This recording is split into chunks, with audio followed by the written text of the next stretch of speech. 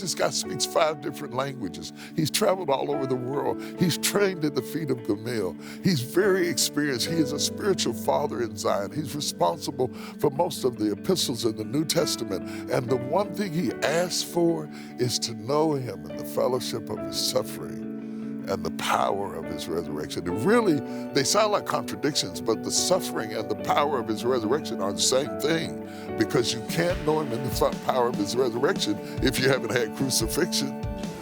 We're going to talk about something that has been uncomfortable for the church to talk about. We talk about victory. I'm the seed of Abraham, success, abundance, life, prosperity, victory over this and that and the other. We don't talk about crushing.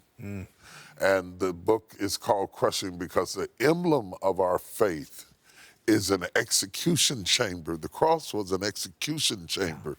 It was years before it became a place of adoration. It was a place of reprehensible judgment on felons and criminals, and our Christ died in the most hideous way on a cross, naked in front of all of his disciples, crushed as far as his image was concerned, and his affluence and influence shattered as he bled to death, writhing on a cross, and yet we say nothing about suffering. So when people suffer as saints, they do it in silence because we feel obligated to tell each other that we're not going through anything. And I wrote the book Crushing because I believe crushing is just a step to conquering. And once you have gone through your crushings, you become a conqueror, wise and strong because of what you went through.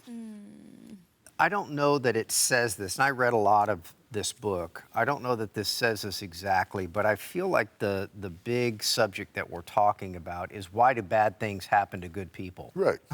You know, I mean, and so what you're really undoing and what we're really unpacking is this unique dichotomy of victim or victory.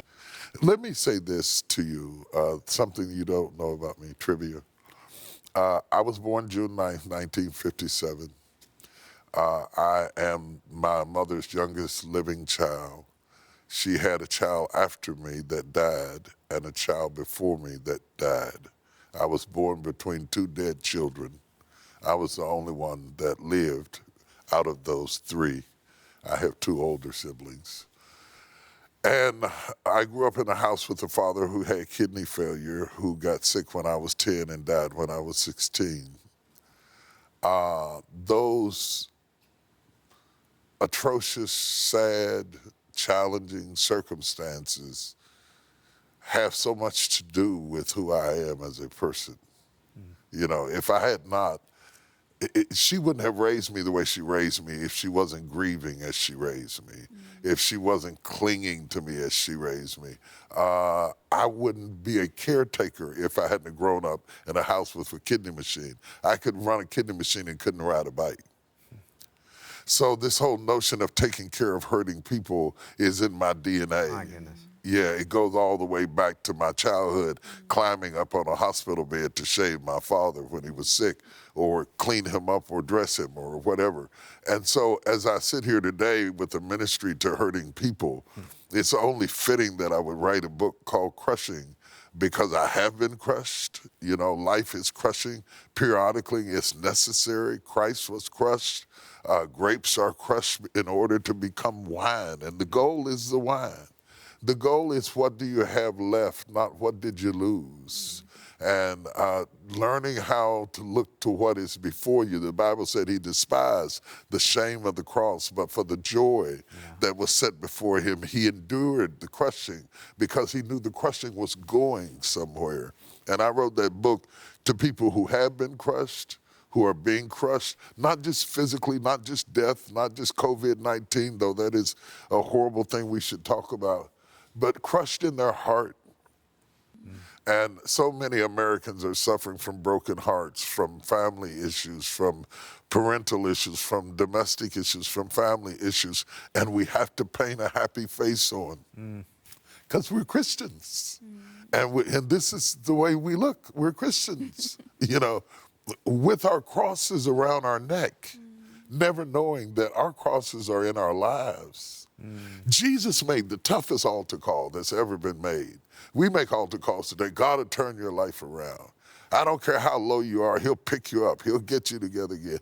If you come to Jesus right now, he'll heal your marriage. He'll bring you through. That's not the altar call Jesus made. Jesus made this altar call.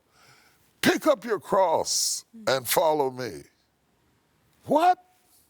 Who wants to pick up an instrument of death and cruelty and follow you to a cross? And yet thousands of people followed him. What did Jesus know about crushing that made thousands of people almost faint in the desert without food to hear him deliver a message about take up your cross and follow me? This to me is the epitome of the Christian marriage, that he takes 2 fish and 5 loaves of bread, and we know we have an accountant's record of what it is until he crushes it. The more he crushes it, the more it multiplies. And all of a sudden, what was accountable as 2 fish and 5 loaves of bread, and we have absolute metrics on what it was in the bag. The more he crushed it, it fed thousands and thousands of people, and 12 baskets full left. That's what crushing does in our lives. It multiplies us, it increases us, it builds us up, and it makes us more than we would be had we had sat in the lap of luxury and had everything go well. Okay, let me see if I understand so far. So bad is good. Yeah, it was good for me that I have been afflicted. The more they afflicted them, the more they grew. You're only strong because of the weight that's been put on you. Right. You wouldn't be the man that you are today if you hadn't suffered and endured and agonized and put up with stuff and went home and beat the wall and cried in a pillow to stand up to be who you are. People see you on stage and they think, oh, you're Matt Crouch, you're Paul's son. You've always had it good. Nobody has it good. I don't care where you live or what you drive. Nobody makes it through this life without pain. The call to take up the cross doesn't stop with the zip code. Right. It's a universal call from a God who was able to stop the cross, but allowed it to continue because redemption came through it. Crushing, God turns pressure into power. All right. We're talking about a unique thing. I'm seeing an image that God simply wears a mask sometimes so that you don't know it's him, and he's still asking you the question, who do you say that I am? Absolutely. Okay. Absolutely. Is that what we're talking about here? Absolutely. All right. Absolutely. We've said in the church so often that if we see people going through stuff, it's like, oh, they must be not doing something right. They must Right. be, something's wrong in their life. They just can't. But Yeah, that's not true at all. Okay. I mean, Job was picked out because he was a righteous man. Right. Christ, there was no gall found in his mouth. He went through the judicial system and was crucified. You have to realize, Paul craves, oh, that I may know him in the fellowship of his suffering. What a strange request to make. I've never met anybody that I thought, oh, I want to suffer like you. Paul says his prayer is, oh, that I may know him in the fellowship of his suffering and the power of his resurrection. You can't have a resurrection without a crucifixion. There must have been some knowledge. This guy speaks 5 different languages. He's traveled all over the world. He's trained at the feet of Gamaliel. He's very experienced. He is a spiritual father in Zion. He's responsible for most of the epistles in the New Testament. And the one thing he asks for is to know him in the fellowship of his suffering and the power of his resurrection. And really, they sound like contradictions, but the suffering and the power of his resurrection are the same thing, because you can't know him in the power of his resurrection if you haven't had crucifixion. There's something that comes out of surviving that gives us tenacity and fight. And I think that we need, especially in this hour, that God has allowed this tsunami of disease to attack the world. and made everybody, rich and poor, from every tongue and country, go to their room in time out, proving that none of our technology supersedes his ability to control it. I'm not saying he sent COVID-19, but I'm saying nothing escapes him. He had to allow it. Right. And with one sweep of his hand, every country is sitting up in their room, dealing with the same thing, covering up their heads, shut down offices, all streets empty. We got to see 18-wheelers filled with dead bodies, so many that the morgue could not handle them. And yet we are still here. My goodness. And it begs the question, why are we still here?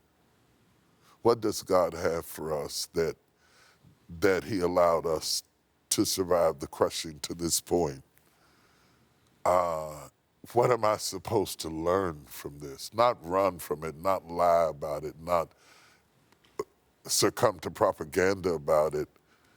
God so loved the world, he gave his life for people. And to everyone who's suffering from anything, I was telling them before we got on camera, there's not been a day for the last 4 or 5 weeks that I haven't had a member to die. And their families calling saying, you know, I didn't get to hold my mother's hand. I never got to say goodbye. They wouldn't let me in the hospital, screaming and crying on the phone, feeling guilt and shame. Maybe you're one of those people, or related to one of those people, or near one of those people. Or maybe you're one of those people who died because you couldn't get in the hospital because the hospitals were filled up with them and you lost a loved one to some other disease. Or maybe you're going through a divorce. Or maybe you've got a child that you poured your heart into and they turned around and broke your heart. There's a lot of ways to be crushed. Maybe you're one of the people who built the business and got it going and it all fell apart. Or you were working on a job and doing good and now you're back to square one again and you're trying to figure out where you're gonna stay. You don't have to be poor to be crushed. You don't have to be Republican or Democrat or Baptist or black or white or Pentecostal. Crushing comes to everyone's life, but it never stays. And I think that when we start to talk about this crushing, there is a dignity even in suffering.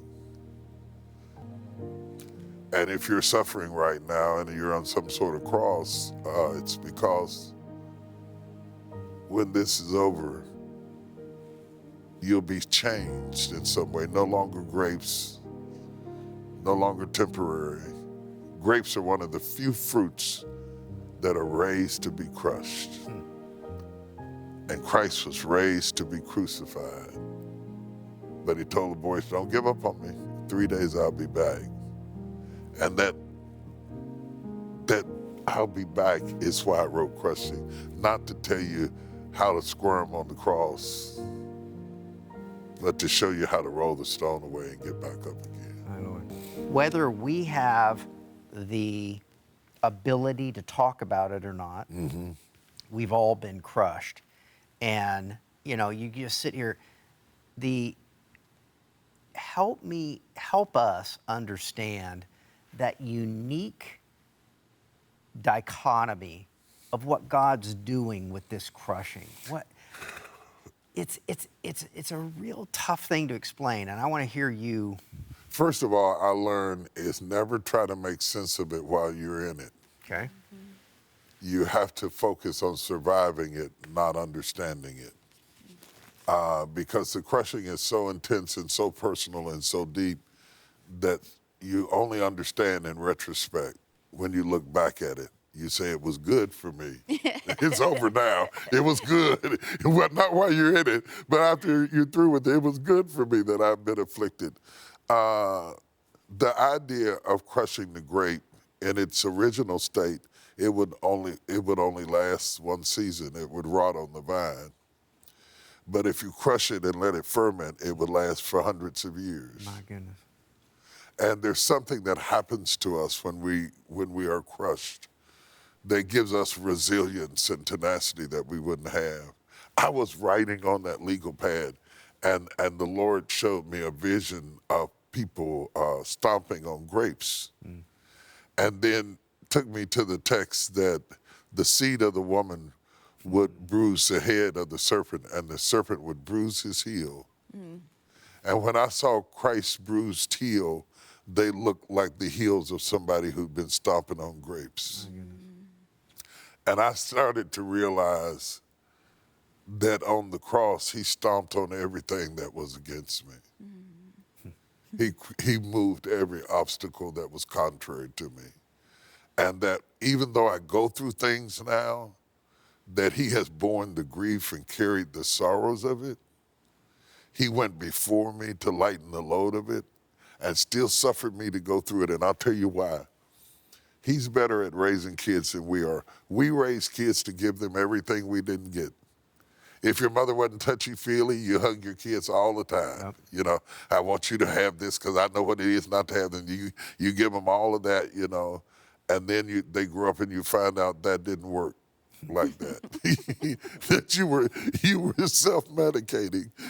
Oh my gosh. Oh my gosh. Or if you grew up poor, you know, you try to get them every new toy they ever had, and they don't really appreciate it because of the overindulgence, the oversaturation of attention, or the overway we compensate trying to make sure that they don't have the pain we had. Self-therapy. That's funny. And what we don't realize is that it is exactly the pain we had that made us who we are. My goodness. It is exactly the neglect or the absence, or I am so grateful for the teacher that said I couldn't write, because that's why I could. It is the thing that opposes you in the weight room that causes you to build muscles. There it is. You know, the resistance training. You know, I don't need the weights to cooperate. I need them to resist me. My goodness. So when life resists you, you get stronger, and you get wiser, and you turn into something that can be kept and that will last. And I think it's so important when you talk about the suffering church in the book of Revelations at Smyrna, and he talks about frankincense and myrrh, the incense was roots that were crushed, and the aroma only escaped as the roots were being crushed. And there is an aroma that escapes your heart when you're being crushed. Crushing happens to everyone. Is that true? Is that a true statement? Yeah, absolutely. Okay. Let's take a subject like divorce. Yes. That is a crushing. Yes. Some people can move on, find somebody new, and live happily with this new person. Another person can be bitter, angry, ugly, and die alone. Right. What did the one do right, and how can you be crushed and end up not turning into wine? Oh, that's a good question. That's such a good question. I hope my answer will match it. What we must realize when we go through divorce is that we are not grieving over the person, we're grieving over what we had in mind. Oh, oh man. Yeah. Out of 8 billion people in the world, there's nobody that could leave you, that would leave you so strung up that you'd spend 8 years in pain. It's not the person you can't get over, it's what you had in mind that you can't get over. Oh, come on with it. My goodness. And if we can let go of what we had in mind, we can discover what God had in mind for us. And the difference between the person who can't move forward and the person that can is how quickly we adapt to letting go of what we had in mind. My goodness. My goodness. Well, they say that the number one cause of divorce is Unmet expectations. Yeah. Yeah. As a man thinks, so is he. As a man thinks in his heart, so is he. I thought it would be this way. You know what's funny about that is we have expectations of people that they never agreed to. A lot of times we grow up planning a wedding without a groom, and we're just looking for somebody to play a role in a script that we already wrote. Yeah. My goodness. And a lot of times we say the same things, but we mean different things by them. I love you. You say I love you back. That doesn't mean we meant the same thing by I love you. And so when you start talking about disappointment Disappointment begins with the expectation that wasn't communicated, and you brought me in to play a role that I never got to read the script. And if I didn't sign off on the script, you have to forgive me if I don't play the role well. My wife lost her mother, and we were on camera, and she said the worst part of grieving is that I have to do it with the camera in my face. It cost all of us something. Not just the successful, the downtrodden, the person, the single mother who's got 3 kids and left alone in a 2-bedroom apartment, and you're working 2 jobs, making minimum wage. The person who goes and treats person after person and walks up and down the aisles in the hospital, medicating not just the nice, but the mean people and the rude people and the obnoxious people.